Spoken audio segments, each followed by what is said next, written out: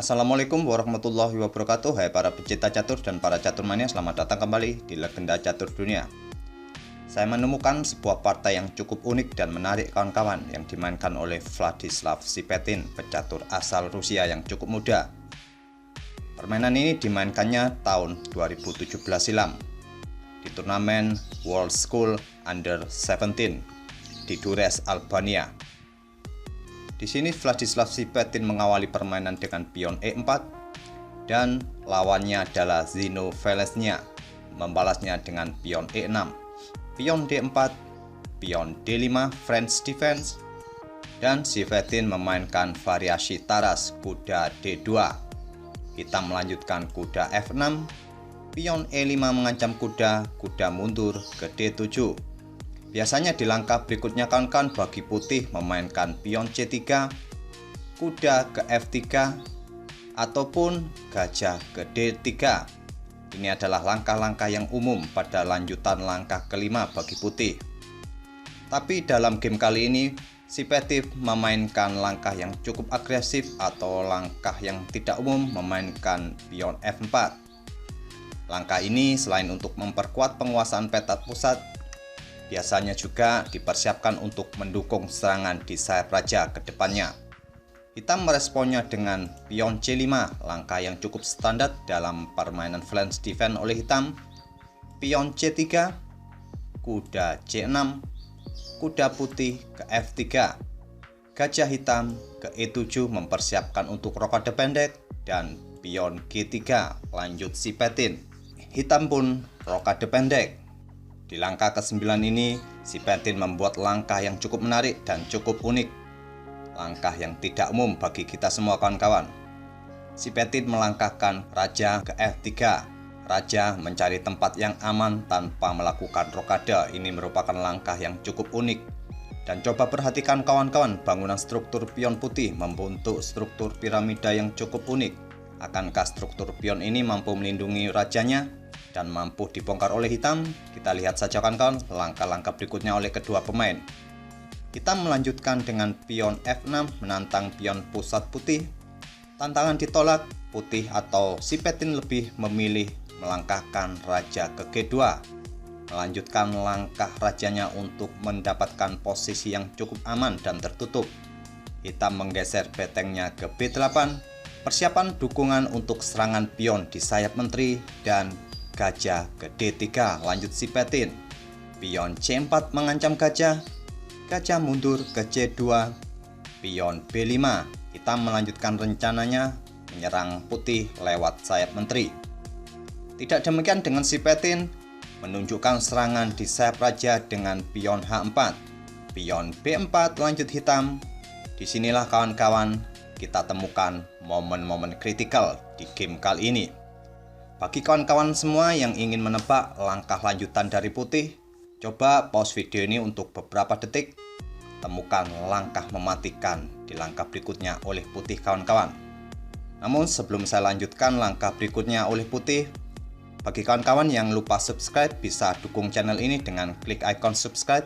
Karena dengan dukungan subscribe kawan-kawan semua, channel ini bisa berkembang hingga saat ini. Saya lanjut langkah berikutnya oleh putih, yaitu langkah mematikan dengan gajah pukul pion H7 skak. Di sini raja hitam bisa menolak pengorbanan gajah putih ini. Bisa bergerak ke peta H8 ataupun bergerak ke peta F7. Tapi di game ini kawan-kawan, hitam menerima pengorbanan gajah, raja pukul gajah.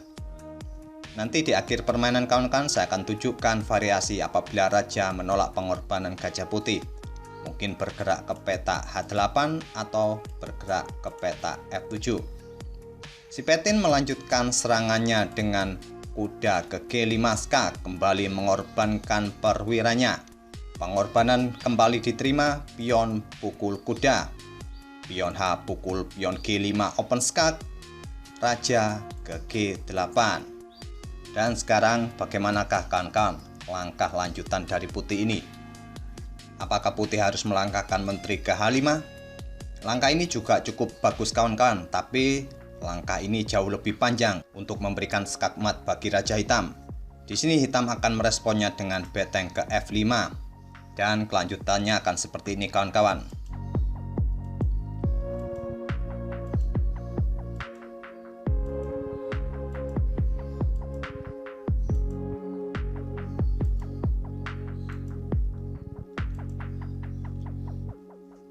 Dengan variasi ini, putih juga bisa menang, tapi akan memberikan waktu yang cukup panjang bagi putih untuk memetik kemenangan.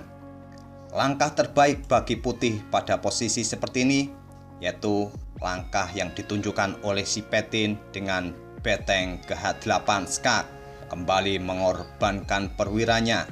Jika raja menolak pengorbanan beteng putih, bergerak ke peta F7. Berikut ini adalah kelanjutan dari serangan putih. Menteri ke H5 skak, ditutup dengan pion, menteri ke H7 skak, raja ke E8, dan menteri pukul pion skak mat.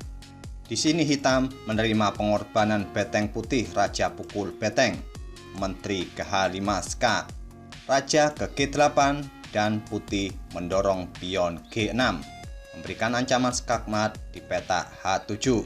Disinilah Xenophilesnya menyerah pada Vladislav si petin pada langkah ke-19. Oke, kita coba mundur ke momen-momen kritikal kawan-kawan, yaitu pada posisi atau langkah ke-13, di mana putih mengorbankan gajahnya pukul pion H7 skak. Di sini patut dipertimbangkan raja menolak pengorbanan putih, bisa bergeser ke peta H8 ataupun ke peta F7. Langkah untuk menolak pengorbanan gajah putih ini merupakan langkah terbaik bagi hitam daripada menerima pengorbanan. Walaupun di langkah-langkah berikutnya kawan-kawan, putih akan tetap memberikan tekanan-tekanan bagi raja hitam. Coba kita lihat satu variasi raja ke H8. Putih akan melanjutkan gajah ke G6, hitam bisa melanjutkan pion pukul pion untuk mengosongkan peta F6. Mungkin putih akan melanjutkan kuda ke G5, memberikan akses bagi menterinya untuk ke peta H5. Selanjutnya hitam melangkahkan kuda ke F6, pion F pukul pion E5, kuda pukul pion, pion pukul kuda, kuda hitam bisa ke G8. Setelah menteri ke H5 skak, kuda bisa menutupnya di H6. Dan di langkah-langkah berikutnya mungkin variasinya akan berlanjut seperti ini.